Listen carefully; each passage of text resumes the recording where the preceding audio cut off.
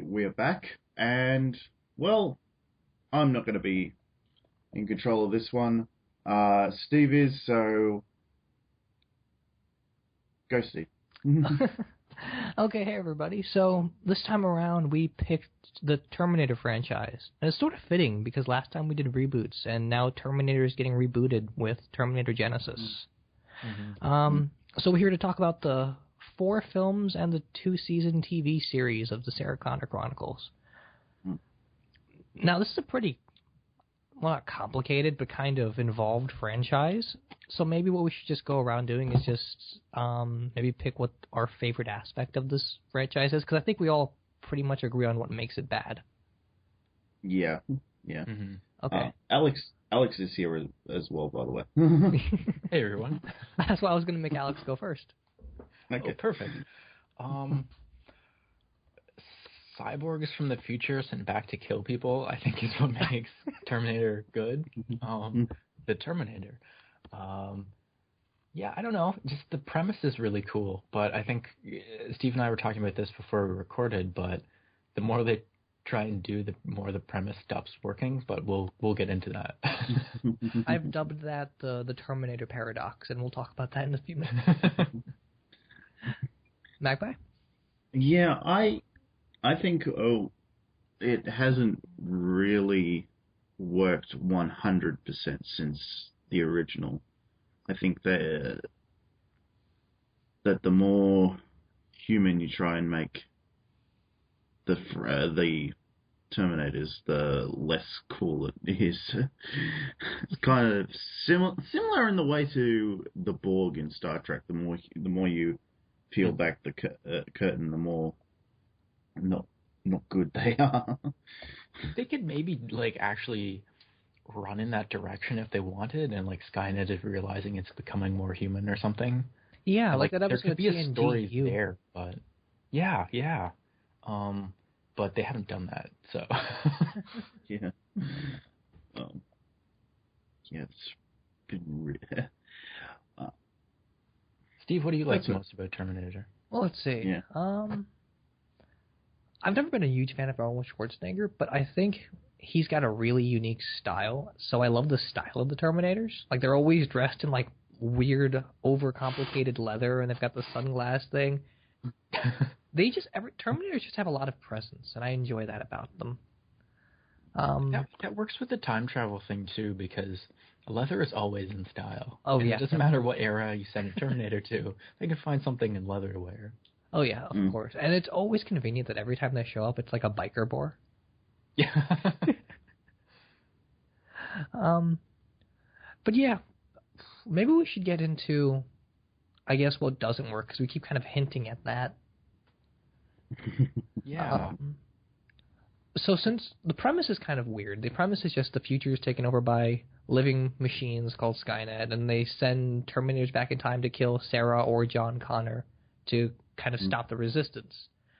And like Alex said, we were talking about this, the Terminator paradox, which is that every time Skynet sends something back, like in T2 they send the T-800 or T-100, what was it called? Which one? Arnold's T-800. Arnold T-800. Yeah, they send the T-800 back, and then send the T-1000 back. And Terminator 2 is probably arguably the best in the film, but it starts this really complicated time travel paradox that just doesn't make any sense anymore. So I disagree with that. I think the first one's the best one. Well, yeah, I mean, debatably, if you go, do a poll, most people would say Terminator 2 is the best, is the thing. It's the best reviews. Yeah, right. Yeah, I'm not talking for any of us. I'm just saying, generally go on Rotten Tomatoes or whatever. The time travel works perfectly in the first one. It starts getting messier in the second one, and then it totally unravels after that. Yeah, the more you try to make that time travel make sense, or the more films you make, no matter how good they are, will always make the premise weak. Because the first one is it's a hard time loop. Skynet sending the Terminator back to kill Sarah Connor, and the Resistance sending Kyle Reese back because of it is what causes John Connor to be born, which leads to Skynet being defeated. It's right. perfect time loop. It sends something back in time that causes its own existence. With the whole theme of fate, or like the future being what you make it, in the second one, it becomes sort of a soft time loop because Judgment Day gets pushed back, I guess, and everything sort of starts to unravel. And you can ultimately, and we'll get into this with the Sarah Connor Chronicles TV show, the only way any of it starts to make sense is if you have alternate universes and alternate timelines. Mm. And that kind of destroys the whole franchise if you think about it, right? Yeah. Because that means you can never stop Skynet, because then there will always be a Skynet, because there will always be a parallel Earth. Mm-hmm. And the interesting thing, too, and this might be kind of an okay direction to take this, and that's the opening text in the very first movie says the final battle happens in the past, meaning really the first movie was meant to be it, and then they came up with a cool idea for the second movie that mostly worked, and they did it, and I'm okay with that. After that, it just falls apart. Well, and the cool thing about the end of the second movie was that they have this very strong message of time is basically what you make it, and there is no kind of predestination. And the premise was based on the idea that there is predetermination, so to end it on that note is cool. But then everything after that contradicts it. Yeah. Yeah. And I kind of want to bring in some of the religious symbolism in this franchise, too, because in rewatching it, I finally clued into that. I don't know why I missed it before, but it's subtle. To some degree, I mean, the Messiah character's initials are JC. That's maybe not the most subtle thing in the world. But yeah, I mean, it's more, I guess, where with the Sarah Connor Chronicles TV series that it really becomes super explicit. But yeah, Steve, you were talking about this with me before, and that's like, is Skynet supposed to be the devil? Is Skynet supposed to be nature? Is this change in whether or not predestination is a thing supposed to mirror the evolution of Christian thought or something? I don't know. Like, is Terminator supposed to be a theological debate? Well, the complicated thing about it is that Skynet is man-made, and it's kind of like Lucifer, where it's like the best angel or the best thing we've done as a society is we had technology, but then... So it's like, it's applying Christian theology to humanism. Yeah. In a weird way. But then the weird thing about it is then Skynet turns kind of like God, because its ultimate message is to kind of eradicate all the bad things in the world. Mm-hmm. So I'm not sure what they're trying to play off with Skynet, because it kind of knows everything, it does everything, can do whatever it wants, but it also comes from something else, so it's both God and the devil at the same time. And that's an important thing, because they call Judgment Day, and right, exactly. You know, the implication is humankind fucked up somehow, and that was our judgment, that was our punishment. And in the third movie, which we can get into, you know, this theme sort of gets brought up with John saying that his destiny was not to prevent Judgment Day, it was to survive it, meaning that, you know, I guess it's supposed to be a judgment, and we can, I guess, win the trial or lose the trial somehow, and, you know, be freed at the end of it. So defeating the machines, I guess, is supposed to lead us into becoming better and not this sort of, I guess, decadent society that existed before Skynet. But that's kind of an angle that they don't explore too much. It's just sort of implied. Magpie, any thoughts? Yeah, I kind of noticed it this time around, the religious subtext, and I was like, oh, I guess, like, yeah, I guess it's there, the Messiah thing. But, I think they were subtle enough about it. They didn't have to rub it right in your face. I think that there was opportunities to further explore the John Connor character that they didn't take advantage of, especially in the second two movies, Rise of the Machines and Salvation. They kind of did a good job exploring that character in the series, but unfortunately that got cancelled, didn't it? Yeah, with a really cool cliffhanger. Yeah. One of my favorite cliffhangers, really, and we're never going to get that paid off because Josh Friedman, who did the show, said, he's never going to reveal what they had planned after that. I mean, they should, because it's such a unique dynamic to take the show in. Yeah. Yeah.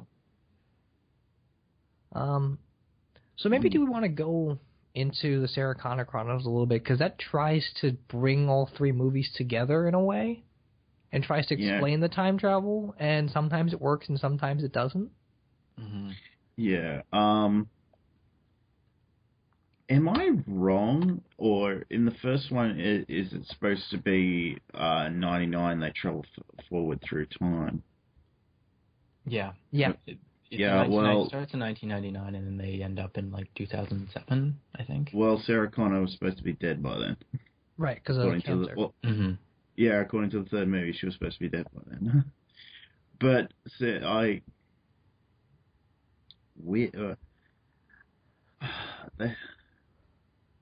but it's only contradicting one movie, and it doesn't bother me that much. But they still kept the cancer thing in there, so they do try and bring everything together. But well, the show actually premiered before the third movie, so. Oh, did it? Yeah. No, or maybe not. Maybe I got that. Because I thought the show was in 2008. I'm totally wrong. I'm thinking of Salvation. Yeah, he's thinking still. T3 came out in what, 2003? 2003, 2004, something like that. Okay. Yeah, I'm sorry. Well, set up. Yeah, but I like it. I like the Sarah Connor Chronicles enough to where I can really well, I stuffed up, but that's okay. They're trying to make it better. I think the Sarah Connor Chronicles kind of solidifies the determinism angle that the show always tries to play off of, or the series always tries to play off of. Yeah. Yeah. Because John Connor is supposed to be a very, very specific person, and it doesn't, before this at least, it doesn't matter what kind of choices he makes, because certain things are always going to happen, and he's always going to have to end up that way. And then the Sarah Connor Chronicles tries to add in this thing where if he doesn't make certain choices at certain points, he won't be able to. But yet Judgment Day and Skynet are all still going to happen. So it's like this weird compatibilism hybrid that the series was never really doing before. Mm-hmm. They try and have it both ways. Yeah, I mean, that's essentially what compatibilism is, right? Like, it's trying to do both determinism and free will, and I don't think it blends as well as they think it does. I would agree with that. Because the whole parallel Earth thing kind of nicks that theory a little bit. Because all he's doing is creating parallel Earths every time he does something that isn't necessarily John Connor. Or, does the way it work, be that, the future changes? There is only one future, but it's because things have gone back in time. It's changed so many times, but then that contradicts, other stuff. It just doesn't work when you really sit down and think about it. Well, yeah, because Jesse has that one fake memory that Derek... Well, not fake, but Jesse has that one memory that Derek doesn't, because they come from two separate points in time, and we're not sure whether or not it's different points in time or if it's different Earths. It's interesting how they play with time travel in the show. It's just it's weird. It's weird how they do it. Do you guys think the show would have worked better had it not been in the Terminator franchise? Would it have just been basically a Terminator knockoff? Because that would have sort of liberated it from, having to tie all the stuff together, and would have allowed it to sort of explore things in its own way. I think the problem with it not being tied to Terminator is that the whole mythology or kind of pedestal that John Connor is on wouldn't make any sense. Yeah. Because up until that point, we would have never seen what that John Connor was. We would have only seen, John Baum as he goes by in the show. Yeah. And that's always been my problem with the show, is that I don't know what John Connor is like. Even with, all the Terminator history before, we don't know who John Connor is. We just kind of know who the present kid is. Is that maybe kind of a good thing, though? Because, is it maybe better that it's vague and he's just supposed to grow up to be this leader, and we can sort of fill in the blanks in our head of whatever our ideal version of the leader of the human resistance would be, and keep it kind of a mystery like that. Because the cool thing about 2 for me with young John Connor is like, yeah, he has some cool skills and stuff, but it's like that's not a guy that you can necessarily envision growing up to be John Connor, or like maybe you can, and that's the interesting thing, is to see how people change over time. Well, they're trying to play up like the kind of general-esque decisions a lot with his character in that show. Like, he always gets berated when he does things that are just normal by our standards and not like military and sacrificial. So I don't get how John Connor, or at least what Derek's version of John Connor, how he can always sacrifice people and do these like really hard utilitarian decisions, and everybody still trusts him. Yeah, because they play with that in Salvation a lot, and like he even says point blank, like, if we act like them, then what is the point? And I feel like that lesson was kind of gotten across to him in the second movie, because he basically saw his mother turn into a Terminator. And that's what the whole film is about, is the human basically becomes the machine, and the machine learns to be human. Yeah. Yeah. And there really isn't much of a separation there, as soon as you throw in that free will case. Yeah. It's very Star Trek, now that you mention that. Yeah. I think I do, but getting to the second film a bit, I have problems with that film. I told Steve this, is that about an hour into the film, the T-1000 just disappears, and essentially from the film entirely, because the threat seems to just disappear pretty much. But there is some interesting character development in that. But well, it kind of takes a break to tell a bit of a different story with the Sarah going to kill Miles Dyson. Yeah. But I think it's a problem I have with it is that that's just. Well, speaking of Miles Dyson, I guess that brings up a criticism you made earlier. I think it was on Twitter, where you said, "Why doesn't Skynet just send a Terminator back to build Skynet?" Yeah, exactly. Another thing I posted more recently was like, okay, you can send things back in time as long as they're wrapped in meat, basically, and the meat is alive. So why not just wrap a nuclear bomb in meat and send it back in time to L.A., and then boom, no Sarah Connor? That would be easier, wouldn't it? I would imagine it'd be easier.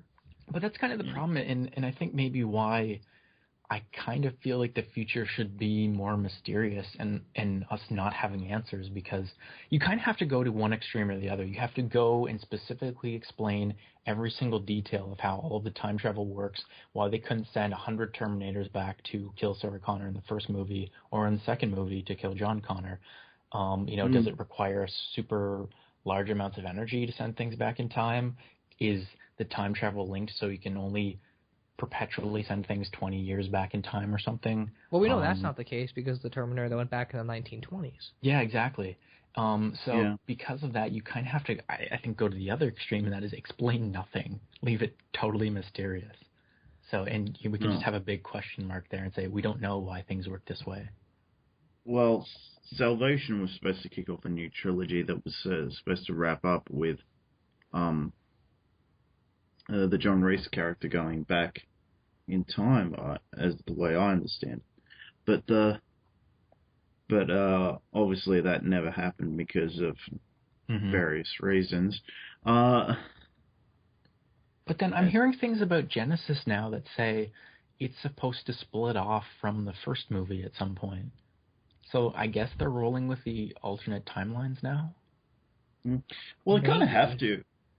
They kind of have to, because while Kyle Reese wasn't set back until like 2029, the Judgment Day seems to get in quotes rescheduled all the time. But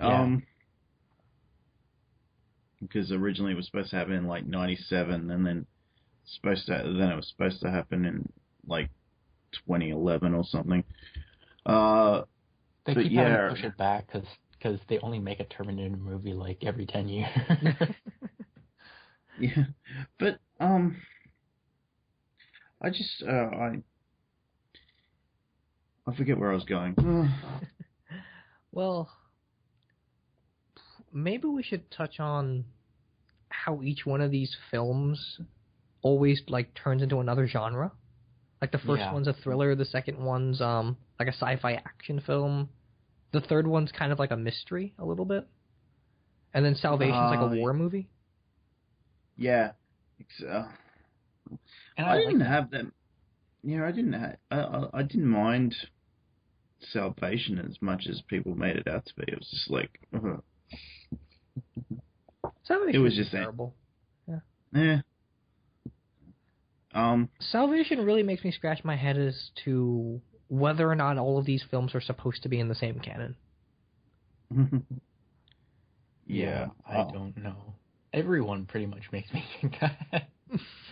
I don't think any of these films post T2 could fit into the same canon as the thing. Yeah. Well, Salvation was kind of the movie we wanted, wanted because we wanted to explore that post Judgment Day world.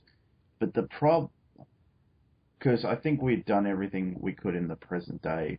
That's what I thought. But the problem is they're killing Terminators with bullets, and my only justification is, well, they're probably armor-piercing bullets because it's the only way it can make any kind of sense. But yeah, but they show in that movie too, and kind of explain like technology, like the timeline change how things play out, but also the Skynet is advancing far faster than they had predicted, and so yeah. They presumably, like, I always assumed that the plasma rifles they had were technology that they stole from the Terminator and used against them. So yeah, I thought about that when I thought about that because I didn't watch these movies in order because I wanted to watch the ones that I hadn't seen, the stuff I hadn't seen, which was Salvation and the Sarah Connor Chronicles, but because the T-800s are only going online in Salvation for the first time. Yeah, which I thought was cool, and I didn't particularly hate the CGI effect that they did for the T-800 in the movie, but well, maybe going off of that, or at least the T-800, don't you guys remember in the first film where Kyle Reese mentions that they were close to winning the war, which is why they created the T-800 and sent it back in time to kill Sarah Connor? Yeah. So why do they need T-800s if they're so far advanced in Salvation that the human race could possibly keep up with them? Yeah, because mankind is like barely surviving in Salvation. Yeah, they can just do whatever they wanted. They don't need Terminators. Yeah. Like, Terminators are a very specific purpose. Like, James Cameron wanted them to be the infiltrators. Like, they were supposed to be assassins that helped Skynet win the war, but Skynet was basically won by the time we got to Salvation. Yeah, and when you really think about it, like, if you're going to build an army of robots, like, why build them to look like humans unless you're trying to infiltrate? Yeah, exactly. The thing I thought they should have done with Salvation is John Connor knows it's a stable timeline. He knows what's going to happen, but the problem is they kind of play it off that Skynet knows knows the past as well, that it knows its own past, which is really weird to me. It knows it. Yeah, that doesn't make any sense. Yeah, they know that they got to kill John Connor, but I thought, well, why do you know that? You shouldn't know that. You should think John Connor's a nobody. Yeah, and this John Connor isn't necessarily competent. Yeah. So I don't see why everyone is so fixated on him, at least in Salvation. Because does Salvation technically take place after 3? It has to take place before the first movie. Well, well, Kate Brewster is supposed to be in it. It's just played by a different actress, and I'm like, why? I just want to double check. Yeah, that is her. Bryce Dallas Howard plays her in Salvation. Yeah. But yeah, that's the thing. It's like it seems like Salvation operates from the assumption of, oh, the audience knows all this stuff, so all of the characters in the movie should know this stuff, and it doesn't work like that. But I like that Michael Ironside made an appearance in it because I like Michael Ironside. Yeah, but Batman versus Darkseid. Well, I guess Michael Ironside voiced Batman. Yes, he did. Yes, he did. In the that little short of the Frank Miller thing. So it's like Batman versus Batman. I kind of wish they cast him in The Dark Knight Returns, but that's another debate. I had to. Yeah. We kind of glossed over the first two movies in a way, I think, too, because but Salvation does have its problems, but I think they would have been. Had it been had we gotten another one, we would have probably looked at it as well. This was an introduction to a new trilogy, and wouldn't be so harsh on it. But unfortunately, Salvation needed to either be like a remake or a fresh off reboot, and it would have worked. They should just call it like Terminator reboot because that would make sense. Like they're machines. Yeah, that's an amazing. But I still would have liked to have seen them at least show maybe the first Terminator going back in time, because again it's time travel, so they wouldn't have had to immediately send back Kyle Reese. Yeah, it could have been interesting if they'd started there rather than tried to end the trilogy there. Yeah. Like, the movie begins with, them storming the compound or whatever, and they find Skynet's time travel machine. Because, they heard about it somehow, and they're like, oh, crap, we have to stop this thing. And then, John is like, Kyle, you need to go back. Well, I mean, I guess that kind of lends to the theory that it didn't matter for the humans, because if they had access to time travel theory, they had the opportunity to send, one of their best soldiers, Kyle Reese, back, and it shows that the humans really weren't that bad off. Mm-hmm. So all they really needed to do was kind of stall Skynet in the past so they could win the war in the future, and they were right about to anyway. Yeah. Yeah, because, it all goes back to their defense grid being down, and the humans were on the brink of victory. Time travel was their last-ditch effort to try and win. Yeah, exactly. Like, Skynet was on the ropes in that first movie, but it's not the case with any other of the films. Yeah. Yeah. It's the more I think about it, the more I think it's only the first movie that really works. 100%, it's only the first movie. Yeah. I've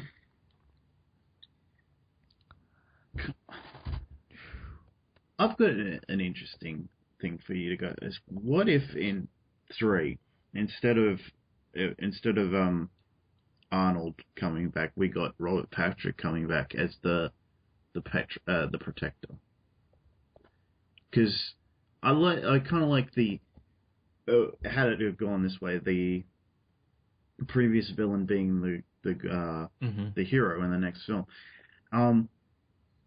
What would you have thought about that? Because I think one of the main problems though in that film is that we get the TX, which its resiliency is whatever the plot requires it to be, because there's times in that film where I'm like, okay, it should be dead now. I don't know. I'm someone who doesn't think Arnold should be the face of the franchise. Well, he's not for much longer. I think it works for him. For him to be there in the first 2 movies. I think that they explained it okay in the 3rd movie, that that is the specific unit that killed John Connor, and the reason it looks like that is because he had a sentimental attachment to that unit. But yeah, that could have been interesting.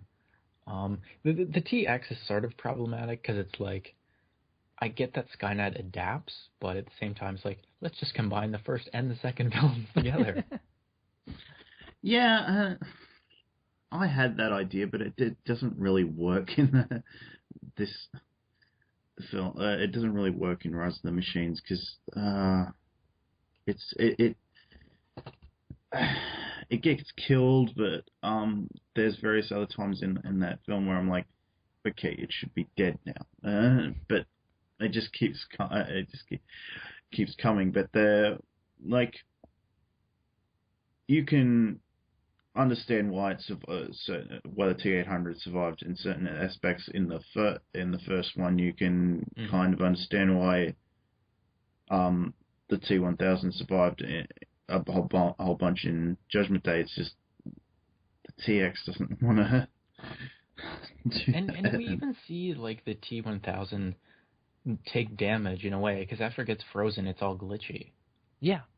And Yeah, it takes a longer cool. time to reassemble itself every time it gets worse injuries. Mm-hmm. Yeah, and obviously you guys watched the director's cut then, because like it was malfunctioning, because that's not present in the original cut.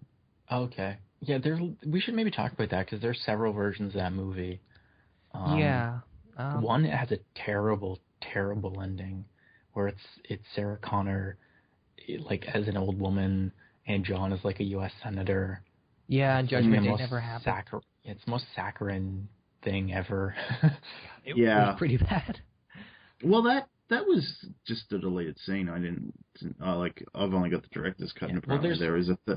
Yeah, I think there's the theatrical cut, director's cut, extended edition, and then there's like the Blu-ray special one that adds all that stuff in. There's a version too. It wasn't the one that I watched anyway, that had Kyle Reese in it again. Oh, really? I saw that. No, I saw that one. That's the director's cut. Yeah, like when she's in the hospital after she gets beat up by the orderlies, and then she kind of hallucinates Kyle Reese. Oh, maybe I just missed it. Yeah, I think you missed that one. Maybe. But that's there's several versions of the film anyway. They're all kind of the same, aside from that one with a terrible ending. Mm-hmm. Yeah. So I mean, it doesn't really matter which version you watch per se. Yeah, just don't watch the one with the terrible ending, because I saw that ending and I was like, oh god, I'm glad they didn't go this one, because I do have problems with that, but it doesn't fit with the tone of the rest of the movie. No, definitely not. Yeah. Although I could see maybe if you kind of have the battle in the past go far enough that the happy ending could be that. Yeah. I don't know. It reminds me a lot of the ending to the Matrix trilogy, where it's like they're all in the park and everybody smiles and like everything's gonna be okay. Yeah, I understand where you're coming from. Yeah. So, what is it that makes the first? What is it that you think that makes the first one works so well? Because it is the one that 100% works. Because I think it's that there's like enough in that one to where the threat just seems constantly there. Even in the bits where they do sort of get away for a little while and are able to keep ahead of the T-800 in that one, and I think that's the one where there is the most obvious character arc, where Sarah Connor does become the actual Terminator in that by the end. Well, I don't think the character stuff with Sarah Connor works in 1 as well as it does in 2. But yeah, at least as far as like the thriller or horror stuff that works so well, it might also be because every time you see any of the characters in the film that aren't the Terminator, they're talking about the Terminator. And when you see the Terminator, he's always doing something that's just completely off base, not what you're used to seeing or hearing. The threat is constantly felt, and he feels totally unstoppable. Yeah. Which is the point, and which basically makes it like the perfect chase movie. Yeah, it totally is the perfect because you can't stop him. He can't be reasoned with. Can't be bullied, beaten, or paid for. And I think that's that, and that's kind of missing in Judgment Day a bit. It just Well, I mean, doesn't I guess fit. Judgment Day isn't really trying to be a chase movie, is the thing. Yeah, I know, but It only I sort of just half don't. is. Because that's the thing, like, going back to what Magpie brought up, like, they basically stop the movie in the middle of the movie to tell a different story, and then pick up Yeah, the original story again. they just want to add to the mythos of the franchise in that one. Because I honestly don't think James Cameron had any intention of making another film. It just, No, it's he it. didn't. Yeah, he wanted to keep um things wrapped up by two. Even though there was hints in the if you watch some of the deleted scenes from the first one where they hint at making another film, or at least keeping that idea of it's the Terminator essentially creates Skynet because it was sent back in time. So That maybe brings up an interesting direction to explore. In that, do you guys think rather than focusing on the Connors, you could have continued the Terminator franchise with Terminators being sent back to take out other people in the Resistance? Well, And that way you could have kept the hard time loop and everything like that. well, that's kind of there in T3, right? Yeah. Because they couldn't find him because he's off grid. And I guess season 2 had like a good couple of episodes where they were doing the same thing in Sarah Connor Chronicles. Mm-hmm. yeah, I think that works. My problem is always with something like that is that we don't know these people and what they're supposed to be. We only know who they are right now. mm. And I kind of wish that we at least had some kind of justification or some kind of hint at like why these people are going to eventually become such important figures in the Resistance. Like at least in the first season of Sarah Connor Chronicles, I have no idea why John Connor or how John Connor would become important and a leader. And with that general kid they get in the military academy, it's the same problem where I don't know what makes him so great. Yeah, they kind of just tell and they don't show. Yeah, basically. Like the franchise is always about kind of determinism. I just wish that they kind of demonstrated the hard nature of these people is consistent throughout whatever age. Mm-hmm. I wish they were more determined to keep with the determinism. Yeah. Exactly. I wish that when we got to John Connor in T3, he was more. He is kind of competent. I don't think competent is the word, but he should have been more like his mother was in T2, which is like this unstoppable guy. He's still not 100% sure of himself in that movie, and I wish he was more like the John Connor from the future. Like from Salvation, you mean? Yeah, closer to that than what he is.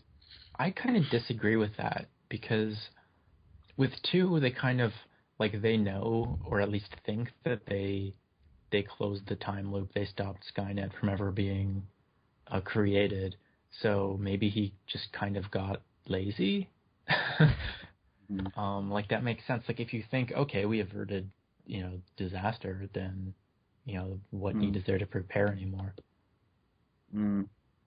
Unless you focus in on the Sarah Connor Chronicles, because Oh yeah. Well, I think we're kind of nudging towards a direction of maybe what could Terminator do in the future. So, do any of you guys have like kind of a wish of what Terminator should be in maybe the next film? Maybe not Genesis, but just if you could bring the Terminator franchise into a certain direction, what would it be? Well, I wouldn't want to just I wouldn't want to do any more in the past. Agreed. Essentially, you'd be just replicating the formula again, and I'd want to be in the face it during the war, and have it end with the sending Kyle Reese back in time, and but begin the film with the Terminator being sent back in time and showing that the war is sort of turned in the favor of the humans, and there's no stopping them. Now they're gonna come barreling through, and not have like another Terminator set up at the beginning of the film, and just so I can have a heart transplant at the end of the film. I see the thing beating a mile a minute. Yes. Alex, what about you? That's kind of tough because I feel like because of some poorer decisions that they made already with the franchise, they kind of have to go to that one extreme and explain, okay, this is exactly how the time travel works. I'm, weirdly enough, most interested in what happens after they defeat Skynet. Like, how does civilization rebuild itself? And that wouldn't really be a Terminator movie. That's the problem. But that's where I find the most potential for an interesting story. But, it just wouldn't be a Terminator story. Well, I think what would be really cool is if, like, we had a film set, like, really far in the future where humanity rebuilt itself, and you kind of show that people have to live with technology, but they aren't comfortable with it anymore in a way they are right now in our present. And then maybe Skynet is just the AI inside of a single Terminator body, and that kind of forces itself to become human. Well, the thing that they sort of explore, or I think we're hinting at with the Sarah Connor Chronicles, is that, there are good machines. And it seems like they kind of hinted that there's a third faction of machines that don't work for Skynet. That was the whole, please deliver this message to John Connor. We say no kind of a thing. And that's supposedly what Shirley Manson's character was doing, was building the anti-Skynet. So, I want to see a future post the defeat of Skynet where there are good Terminators, and it's basically, okay, do we kill all of them? Are they people? Do they get to live in our new world? And do we have a right to build any more? Yeah. How does mankind post the singularity deal with technology again? Would there be laws that say you can't build a computer more powerful than such and such? Would anyone ever want to? Yeah, I don't know. Because the whole thing about technology is it exists to solve our problems. So, would we create try to create a benevolent Skynet? Because, I sort of see the franchise, if you went that direction, going in, either one of two ways. You either go the Dune route, where, they're basically in the whole backstory of the sci-fi Dune series. There was, a robot war. And basically, after that, they decided to never build thinking machines ever again. Or you go, the Matrix direction, where eventually somebody builds another Skynet, and we go through this whole cycle all over again. Well, maybe some of these questions will be answered, because apparently there's going to be a new series on TV. A new television series is going to be developed. Yeah, I read that. I don't know, I think it's supposed to be working in conjunction with the new movie. Which I wouldn't think advises a good idea. Well, thing is, in the Sarah Connor Chronicles, I kind of liked the future stuff that they were doing. They realized that they were doing everything on a budget, so they didn't try and do anything too crazy. Oh, no, I get that. I just think, if you're going to make a new Terminator franchise and it's going to be a reboot, you have to understand how limited your explanation has to be, or how extremely thorough your explanation has to be, or it's not going to make sense anymore. And if you add another TV show, that's going to be really hard to keep up with. I think the thing, if you're going to do a TV show too, you have to explore a different element of this universe. Because I think, Steve, I mentioned this to you before we started recording, and that's, I don't think Terminator Sarah Connor Chronicles should have been the Sarah Connor Chronicles. It should have been, okay, this is about a resistance cell that, okay, maybe it's led by Derek Reese, so we have some type of connection with somebody that we know there. Yeah. But, just explore a different side of the Terminator universe that we haven't seen before. Because otherwise you are just rehashing, the second movie again. Yeah, exactly. But there was definitely elements that I loved about the Sarah Connor Chronicles. Me too. Yeah, I had some problems with the first season, but the second season, they actually knew what they were doing. Which is why it's so sad that it got canceled, because it could have made for a really interesting look into the Terminator world. It had really found its footing by the time it ended. Yeah, definitely so. Yeah. Well, that's maybe an interesting thing to explore, because we talked a lot about John Connor and the potentially different versions of him that we seem to be seeing. And that show dealt with that a lot, because Cameron, the Terminator, played by Summer Glau, who is awesome. Yeah, apparently somehow was influencing future John, and we have a whole character who goes back in time to prevent her from influencing him, because apparently he's making terrible decisions and stuff. And that's interesting, because she doesn't come from the same future as everybody else. Yeah. And then John is just completely fed up with the whole prevention of Skynet and trying to be a great leader, which is understandable. I forget what the character is that was sent back, but I like that they, unlike what they're doing in Arrow with their Aussie character, they actually made they gave the Aussie character in Sarah Connor Chronicles Aussie stuff to say, which was really cool for me watching it. I was like, oh, I understand that. Oh, so carrots and apples is a real phrase? Yeah, apples. She'll be apples is an Aussie phrase, yeah. I need to start saying that. That's cool. Well, how did you feel about the submarine stuff? Because they were sailing from Perth to, I guess, L.A. Which Perth makes no friggin' sense. I was going to say, like, Perth is on the other side of Australia. Like, do they go all the way around? Like, maybe that's just because they have to, or... Because that's half of Australia is less densely populated, right? Yeah. So maybe they were less hit by Skynet there or something, so they have base. I don't know. But if just when they said Perth, I was like, wait, I need to look at a map. That doesn't make sense. Yeah, and it makes no sense for them to be eating off rabbits there, because the rabbits are on the other side of the country. And you can't live with rabbits either. There's actually a term that's called rabbit starvation, because all of the voyageurs and all the fur trapping guys came here to Canada and tried to, like, they trapped rabbits and they ate rabbits, but rabbits are so lean, there's not enough fat on them to support yourself. It's basically just eating. That's insane. Well, they were just trying to stay low. I gather they weren't just eating off the rabbit, but like that was what she was wanting to eat most of the time. But yeah. No, but they should. If they just change Perth to Sydney, it would make so much more sense. Because then, because I loved the metaphor of the rabbits in that, though, because they're talking all about, how they completely overrun the place and stuff. And it's like, okay, is that a metaphor for humanity or for their machines? Yeah. Yeah, kind of. It was really cool. That was a cool character to have, and unfortunately she was evil, so she had to die. Well, we don't know, because we don't know. We don't know what the future was like.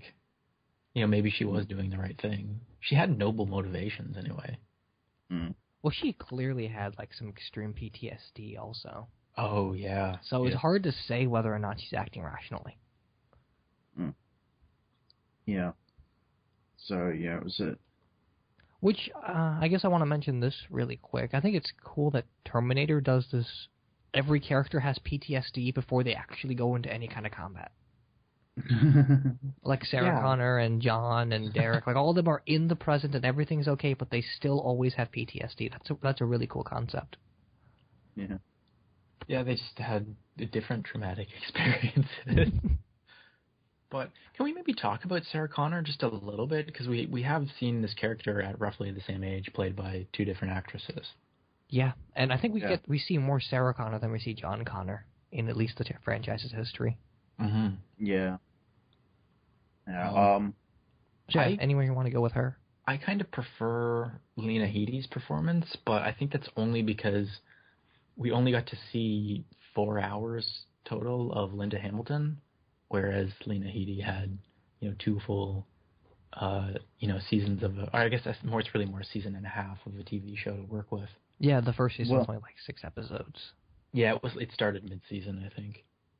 Yeah, the thing about that is she really was able to capture the essence of what Sarah Connor was in by the end of Judgment Day, and extrapolate her performance from that, which is really cool. And being an actor in training, I can really appreciate that, because it's not an easy thing to do. But Yeah. No, it's not, and that's kind of why I'm even more impressed by it. Yeah, I mean, how great is that tension-filled scenes when she kidnapped the little kid and trying to act like a good mother? Yeah. Oh. Like, she's just incapable of that, but that's all she's trying to do. She's literally the extreme idea of any mother of in any history. Yeah. Talk about tiger moms. Yeah. Yeah.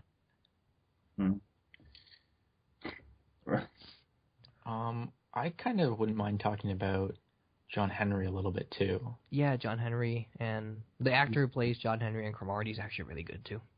Yeah, Garrett Dillahunt. Yes. And I was almost sad when they killed Cromartie, because I didn't think we would see any more of that actor. Yeah. I kind of cringe every time they call him Cromartie, though, because that last name is pronounced Cromartie. Like, I grew up with people, or around people with that last name, so that just made me grind my teeth every time they say it, because it's like, Cromartie sounds like, you know, a 5-year-old who's like a slow learner trying to sound it out syllable by syllable. So they just kind of sound dumb to me when they pronounce it that way. But I guess that's kind of going to the debate of John Constantine or Constantine with the comics and the movies. Yeah, it's Constantine like wine. But yeah, it's just amazing that he was able to play two completely different characters and play them both so well. And both completely blank, stoic characters at the same time. Yeah, and they feel completely different. Yeah. That guy needs an Emmy or something. Oh, yeah, he was fantastic. And was it his Terminator, or was it another Terminator that was in the first episode that pretends to be a teacher and just pulls a gun out on John Connor? It's his, but he gets the facelift later. Because he loses all the meat and then has to regrow it with Elliot from Breaking Bad. Right. Right, I remember. There are a lot of Breaking Bad people in this. Hank was in this too. The head of I noticed the nuclear power plant. There's a lot of different actors that I noticed from other franchises.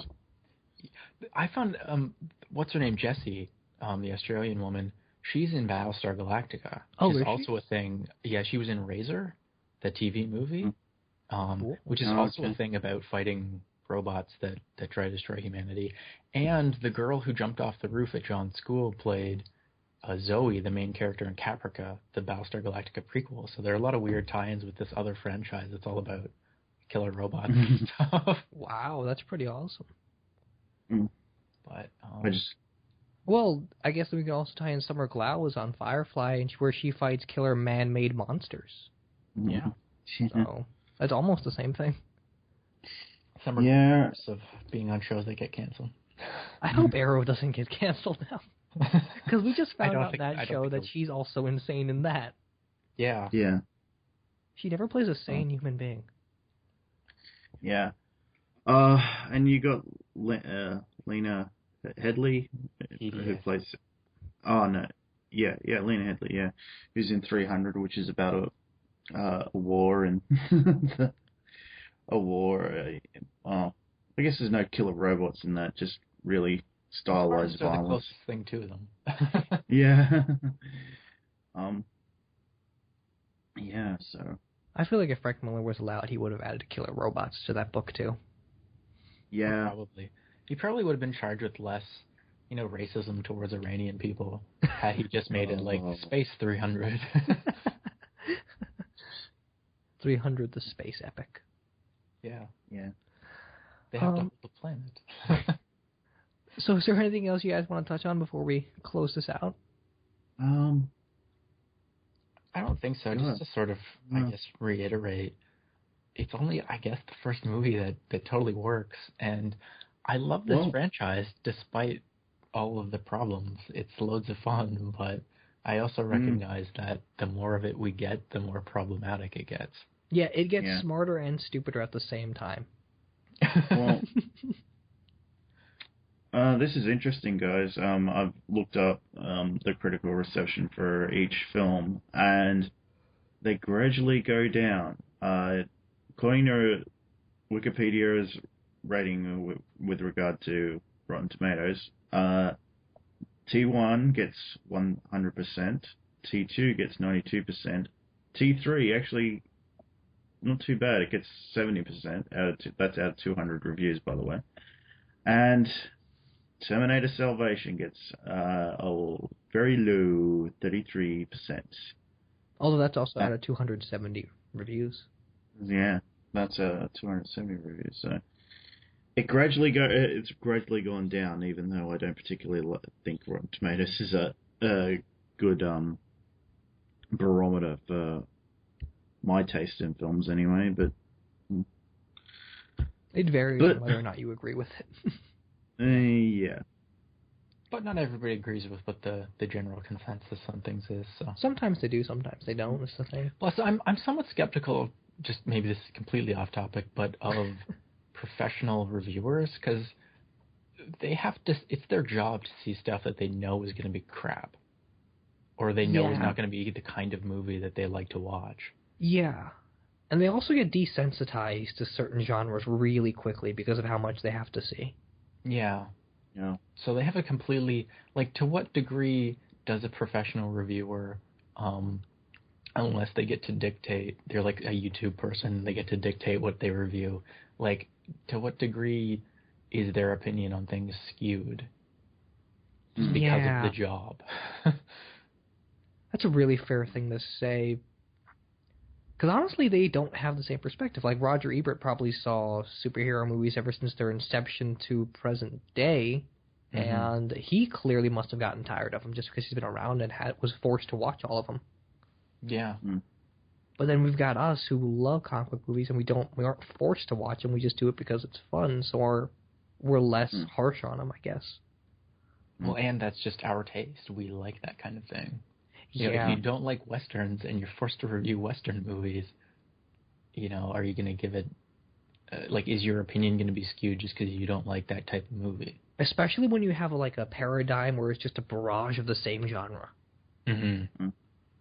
Yeah, because Westerns were all they made for 20 years. Yeah, exactly. Because they have all the backlots out there in Southern California. And then if you're a reviewer who grew up during all the classic films that are now being remade, then you must be so much harsher on it just because they're literally playing on your nostalgia every other week. Yeah. But that kind of goes back to your point about what type of Terminator movies do we want to see, and how everyone is somewhat of a different genre. What genres are there left besides straight up romance? Well, Joss Whedon wanted to Western. buy the rights to Terminator. I think he would have made a pretty good Terminator romance film. He would have made it work. Oh, yeah. Except it would have ended horribly. Yeah, no one would have been happy, but it would have been a good yeah, the show would have been great, but... I kind of wondered if they were building in that direction with Sarah Connor Chronicles with John and Cameron. Yeah. Because there was a lot of tension there. Yeah, it was... I didn't like that. I was like, why are we going here?